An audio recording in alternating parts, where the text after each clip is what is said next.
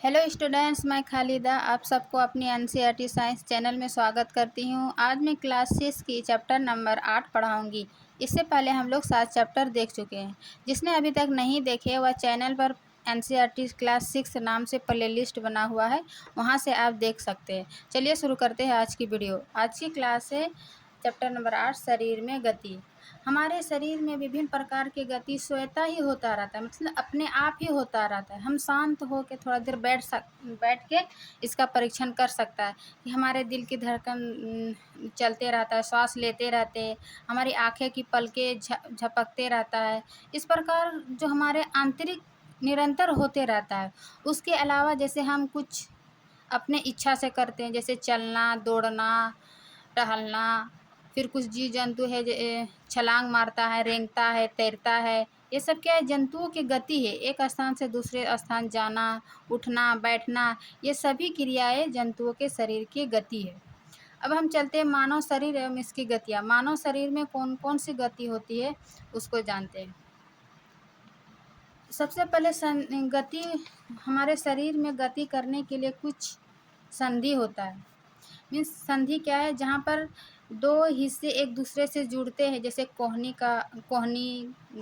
कंधा एवं गर्दन, ये सब जहाँ पर जुड़ता है, मिलता है, उसको क्या कहते हैं? संधि। और हम जब हमारे शरीर को जब उंगली से टच करते हैं तो कुछ कठोर पदार्थ, कुछ कठोर संरचनाएं बनती है। मीन्स वो क्या है? वो अस्थि है। वो अस्थि हमारे शरीर को गति देने में सहायक है। और किस प्रकार अस्थि हमारे गति देने में सहायक, चलिए जानते हैं। हमारे शरीर में प्रत्येक हिस्से में अस्थियाँ होता है, मीन्स हड्डी होता है। उन्हीं हमारे शरीर में अनेक प्रकार की अस्थियाँ होती है और उन्हीं अस्थियों के वजह से हमारे शरीर गति करता है। सबसे पहले हम जानते हैं कि कंदुक खल्लिका संधि। ये कंदुक खल्लिका संधि कहाँ पाया जाता है? जिस प्रकार एग्जाम्पल देके समझाते हैं आपको। जिस प्रकार ये एक बॉल है और एक कटोरी में बॉल को रख के इसमें एक बेलन की सहायता से इसको बॉल को घुमाता है। ठीक इसी प्रकार हमारी शरीर में एक हड्डी पाया जाता है, जैसे कि कंधा और ये हाथ की अंगूठी, कोहनी से यहाँ देखें।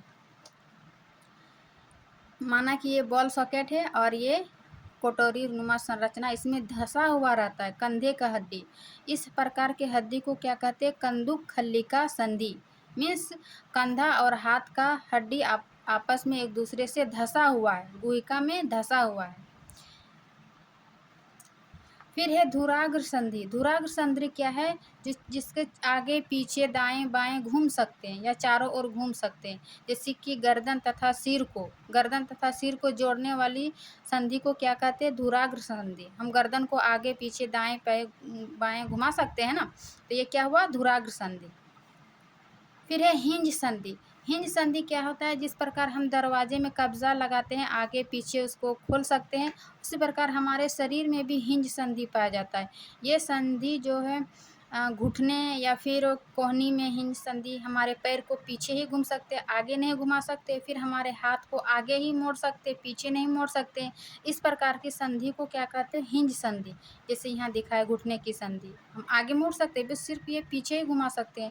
हाथ के हड्डी को हाथ को हम आगे ही घुमा सकते हैं। मीन्स ये एक ही दिशा में गति देता है। हिंज संधि क्या है? एक ही दिशा में गति देता है, जैसे कोहनी और घुटना। तो इस प्रकार की संधि को हिंज संधि कहते हैं। फिर हमारे शरीर में कुछ अचल संधि पाया जाता है। मीन्स वो अस्थिर रहता है, वो गति नहीं करता है। जैसे हमारे चेहरे में जबड़ा, नीचे का जबड़ा, वो गति नहीं करता। जब हम मुंह खोलते हैं, नीचे का जबड़ा गति नहीं करता, बस नीचे आ जाता है। फिर इसी प्रकार कपाल की हड्डी, इस पर जबड़े एवं कपाल के मध्य क्या हुआ? अचल संधि होता है, मीन्स ये गति नहीं करता है। अब हम संधि के बारे में जान चुके हैं। अब जानते हैं कि हमारे शरीर में ये संधि किस प्रकार रहता है। हमारे शरीर सिर्फ मांसी रहेगा तो हमारे शरीर आकार संरचना रहेगा नहीं ना। तो ये हमारे मानव कंकाल है। मानव कंकाल का ये हमारे शरीर को आकृति प्रदान करते, मीन्स ढांचा प्रदान करते। इन्हीं कंकाल के वजह से हमारे मांसपेशी जुड़ा रहता है और हमारे शरीर हम खड़े हो पाते हैं, बैठ पाते हैं, दौड़ पाते हैं, चल पाते हैं। तो ये कंकाल की सहायता से। अब हम देखते हैं कंकाल में क्या क्या पाया जाता है। जैसे हमारे एक्सरे में एक्सरे में देखते हैं ना, घुटने का हड्डी, हाथ का हड्डी कुछ घिसा हुआ रहता है, पिसा रहता है, ये तो हमें पता चल जाता है कि कहाँ घिसा हुआ, टूटा हुआ है। तो ये हमारे शरीर में मानव कंकाल होना अति आवश्यक है, नहीं तो हम अस्थिर नहीं हो पाएंगे। फिर देखते हैं ये हाथ की उंगली देखिए, कई संधि पाया जाता है बीच बीच में, तब ना हम उंगलियों को मोड़ पाते हैं, ये संधि की वजह से। फिर हम देखते हैं वो शंकु रूपी पसली पिंजर, मीन्स ये हमारी ये वक्ष की अस्थि और मेरु रज्जु से जुड़ा हुआ एक बिल्कुल एक गोल गोल सर्कुरूपी, इसीलिए इसको सर्कुरूपी वक्ष को पसली पिंजर कहते हैं। मीन्स ये हमारा पसलिया है और पीछे का मेरुदंड से जुड़ा हुआ है। ये मेरुदंड का चित्र इस प्रकार देखिए, प्रत्येक हड्डी एक दूसरे से किस प्रकार संरचना जुड़ा हुआ है, इसको क्या कहते हैं, पसली पिंजर से जुड़ा हुआ, जिस कारण हम पीठ सीधा रख पाते हैं, मोड़ पाते हैं, झुक पाते हैं, बैठ पाते हैं, इस मेरुदंड की वजह से। फिर हम चलते हैं कंधे की अस्थियाँ, जिस प्रकार हम देखे थे कंदुक खल्लिका अस्थियाँ, कंधे की अस्थियाँ देखते हैं एक बॉक्स की समान ऐसे संरचना। और हमारे शरीर मतलब पेट के पीछे ये कुल्हे की हड्डी है, जिसके सहारे से हम बैठते हैं, पीछे का हड्डी इसको दिखाया गया। अभी हम सिर्फ हड्डी के बारे में जानते हैं कि हमारे शरीर में कहाँ कहाँ पाया जाता है, अस्थि पाया जाता है, कहाँ कौन सा किस टाइप का संरचना होता है। फिर हम देखते हैं कपाल की अस्थियाँ, कपाल की अस्थि में हमें कहाँ कितनी अस्थियाँ जुड़ा रहता है, ये हमारे दांत, नाक, गाल, कान, ये सब आपस में एक दूसरे से जुड़ा होता है।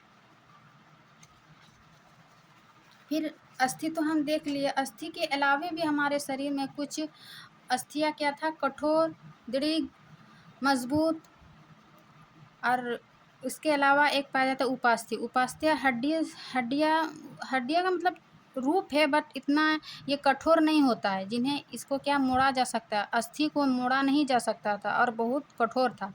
ये थोड़ा कम कठोर है, हड्डियों जितना कठोर नहीं है, लेकिन इन्हें मोड़ा जा सकता है। जैसे कान की उपास्थि में से कान के ऊपरी वाला हम छू के देखिए, उसको मोड़ सकते हैं, आगे पीछे कुछ भी कर सकते हैं, ये क्या हुआ, उपास्थि।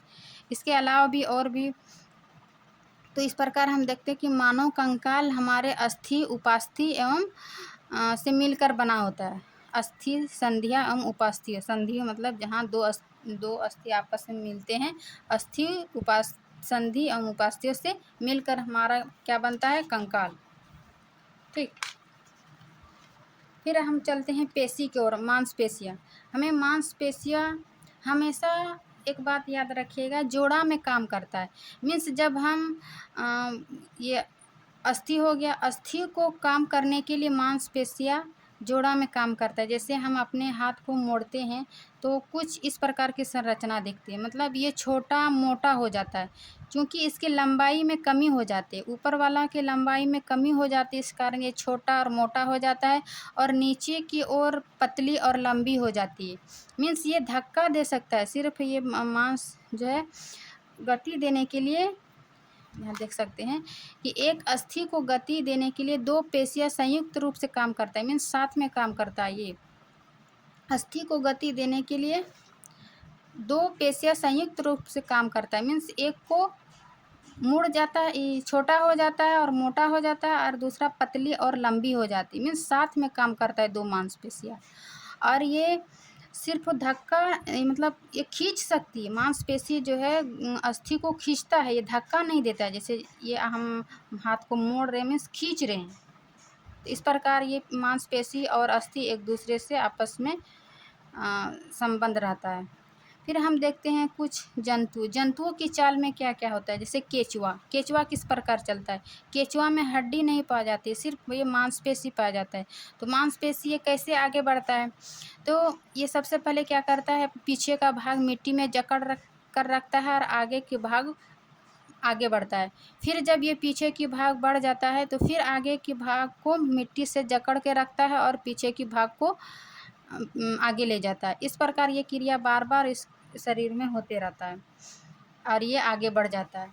और ये इस क्रिया में जो मिट्टी जब ये मिट्टी को जकड़ता है तो छोटे छोटे मिट्टी क्या बोलता है इसको, मिट्टी उपजाऊ हो जाता है। मीन्स जब ये मिट्टी को जकड़ता है तो मिट्टी उपजाऊ हो जाता है, जिस कारण पौधे को फ़ायदा होता है, फसल को फ़ायदा होता है। इसलिए केंचुआ को किसान का मित्र कहा जाता है, क्योंकि ये मिट्टी को उपजाऊ बनाते जाता है। जकड़ के रखता है, आगे बढ़ता है, फिर पीछे जकड़ता है, फिर आगे बढ़ता है। मतलब इस मिट्टी क्या होता है, भुरभुरे हो जाता है, जो उपजाऊ बन जाता है। फिर हम देखते हैं घोंगा। घोंगा का क्या कार्य है? घोंगा एक गोल संरचना होती है। घोंगा में बाह्य कंकाल पाया जाता है, परंतु ये कठोर नहीं होता है। ये इसका बाह्य कंकाल ये सिर्फ जैसे जैसे मांसपेशियाँ आगे बढ़ता है, उसके घोंगा साथ में आगे बढ़ता है। इसका कुछ अलग कार्य नहीं है। फिर हम देखते हैं तिलचट्टा। तिलचट्टा क्या है? ये चल भी सकता है, दौड़ भी सकता है, वायु में उड़ भी सकता है, दीवार में चढ़ भी सकता है। इसके 3 जोड़ी पैर होते हैं। आगे की पैर छोटा और मोटा होता है, पीछे की पैर पतला और लंबा होता है। और इसमें एक बाह्य कंकाल पाया जाता है। इसके बाह्य कंकाल जो है कठोर होता है। बाह्य कंकाल कठोर द्वारा ढका रहता है। फिर है पक्षी। पक्षी में क्या है? इसका अग्रभाग जो है वो पक्षी उड़ने के लिए रूपांतरित हो जाता है, और पीछे का भाग पैर चलने उठने के लिए जिम्मेवार होता है। पक्षी उड़ने के लिए इसके हड्डी हल्की होती है और मजबूत होती है, जो उड़ने के लिए उसके अनुकूल पक्षी पाया जाता है जी। उसकी हड्डियों में वायु प्रकोष्ठ होते हैं, जिनके कारण उनकी अस्थियाँ हल्की परंतु मजबूत होती है। उसके पैरों की हड्डियाँ अस्थियाँ चलने एवं बैठने के लिए अनुकूलित होती है, और इसके अग्रपद आगे का भाग अस्थियाँ रूपांतरित होकर पक्षी के यही पंख बना देती है, जो उसको उड़ने में सहायता करती है। फिर हम जानते हैं मछली। मछली किस प्रकार गति करते हैं? तो मछली में याद रखिएगा, ये धारा रेखीय, इसकी आकृति जो है धारा रेखीय होता है। जिस प्रकार ये जहाज जो देख रहे हैं पानी में कैसे तैरता है, इसके धारा रेखीय के कारण, उसी प्रकार मछली भी अपनी धारा रेखीय के कारण चलता है। और जैसे ये हमेशा विपरीत के कारण, जैसे कि इसका मुंह जो है दाएं साइड है तो इसका पूंछ बाएं साइड होगा। इस क्रिया में एक झटका सा महसूस होता है, उस झटके के कारण मछली आगे बढ़ जाता है। विपरीत क्रिया हमेशा इसका तैरता जो है विपरीत क्रिया के कारण, मुंह इसका दाएं, पूंछ इसका बाएं, इससे एक झटका सा अनुभव होता है और ये मछली आगे की ओर तैर सकता है।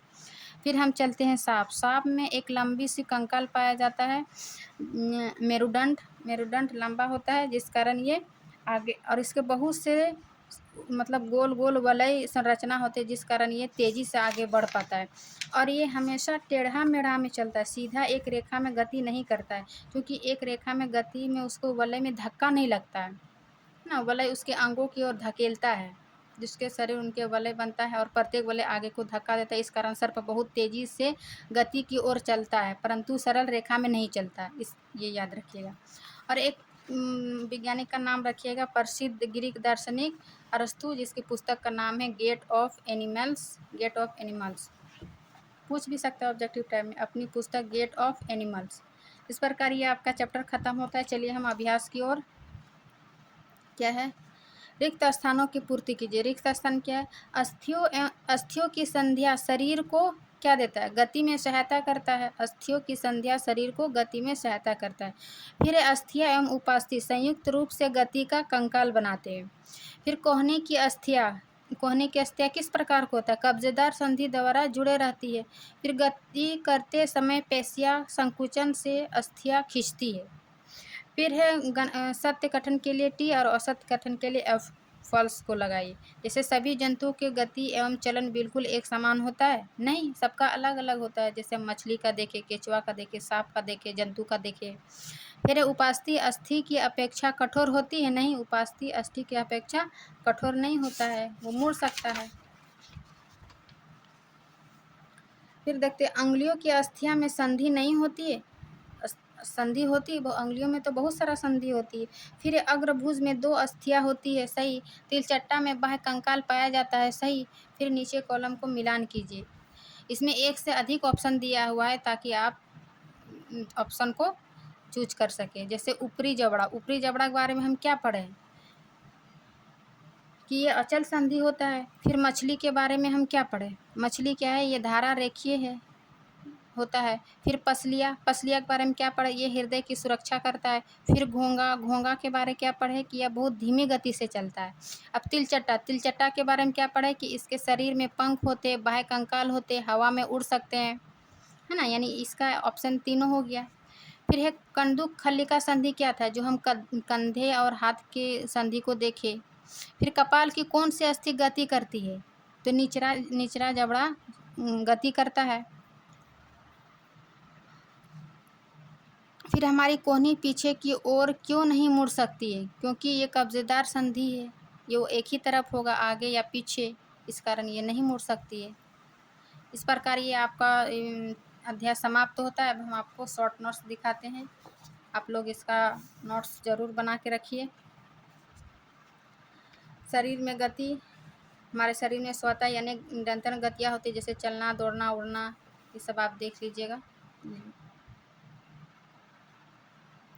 फिर है संधि, खंडूक खलिका संधि। फिर है अचल संधि, जो संधियाँ चल नहीं सकती है। फिर कंकाल, हमारे शरीर को आकृति ढांचा प्रदान करती है, जैसे पसली, पिंजर, मेरुजोड़ को जुड़कर बक्से की रचना बनाती है। फिर है हिंज संधि, जो एक ही ओर गति करते हैं, आगे या पीछे। फिर क्या है केचुए, केचुए में गति क्या होता है, पेशियों को बारी बारी से विस्तार से आगे बढ़ते जाता है, पेशिया के जोड़े के एकांतर क्रम में। फिर मछली के शरीर में पंख होते हैं, जो तैरते समय संतुलन बनाए रखने की दिशा में निर्धारण में सहायता करता है। इस प्रकार ये आपका चैप्टर समाप्त होता है। वीडियो अच्छी लगी तो लाइक एंड सब्सक्राइब ज़रूर करें, ताकि आगे आने वाले वीडियो आपके लिए काफ़ी महत्वपूर्ण होगा। चलिए, थैंक यू।